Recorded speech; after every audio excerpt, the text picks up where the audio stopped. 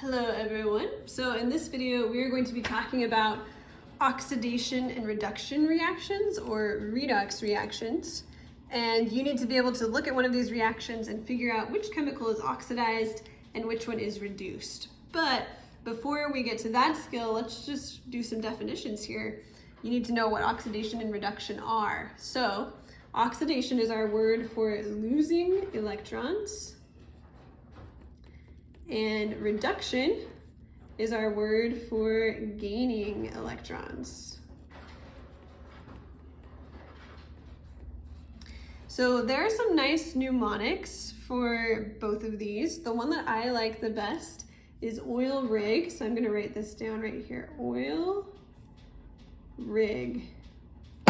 So oil rig stands for oxidation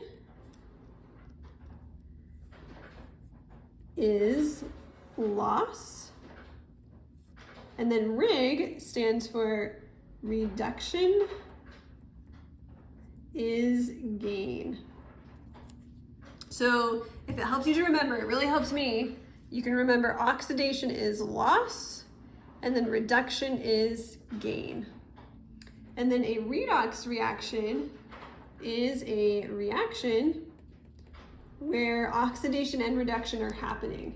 And I'm going to use a weird word that you'll sometimes see in these types of problems. So I'm going to say a reaction where one species, when I say species, I just mean an element or compound in a chemical reaction. You're probably like, whoa, are we suddenly in biology? No, just sometimes in reactions we'll refer to one part of a reaction as a species. So where one species is oxidized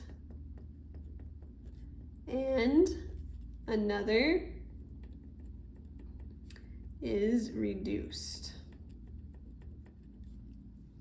So the word redox is like a combination of reduction and oxidation. So that's where that name comes from. Now let's go ahead and try and figure out in a chemical reaction which part is oxidized and which part is reduced.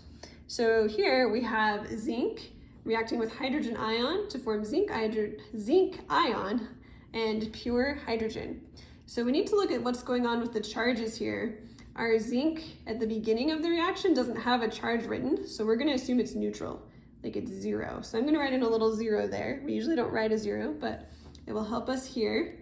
And then we've got positive hydrogen, positive zinc, and then this hydrogen, again, no charge, so we're going to assume it's neutral.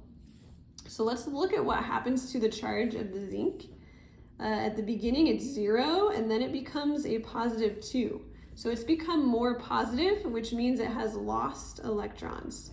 So the zinc lost electrons, and then the hydrogen went from being more positive to now it's 0. So it gained electrons, it became more negative. So the zinc is oxidized because it lost electrons, and the hydrogen is reduced. It's always going to be your chemicals at the beginning of the reaction, the reactants, they are going to be the ones that are oxidized and reduced. So your zinc is oxidized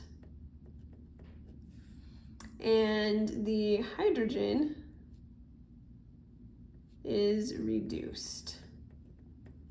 So it's pretty simple. Just look for whichever one loses electrons, it's oxidized, whichever one gains electrons is reduced. And you can tell that by what's happening to the charge.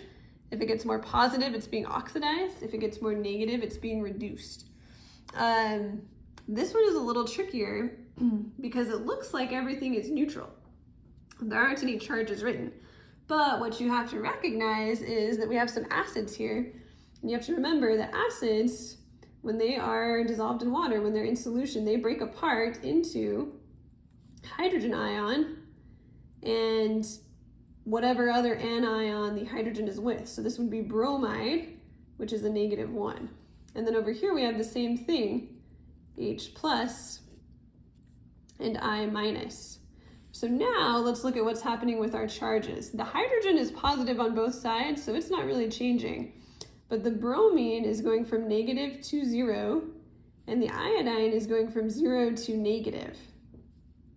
So the iodine is gaining electrons, like it's becoming more negative, so it is reduced.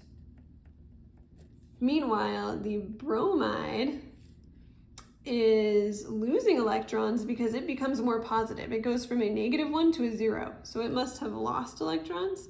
So it is oxidized. So again, this problem was similar to the one before. We just had to realize that acids can break apart, they can ionize, and that's where we get the charges for this problem. So that is oxidation and reduction.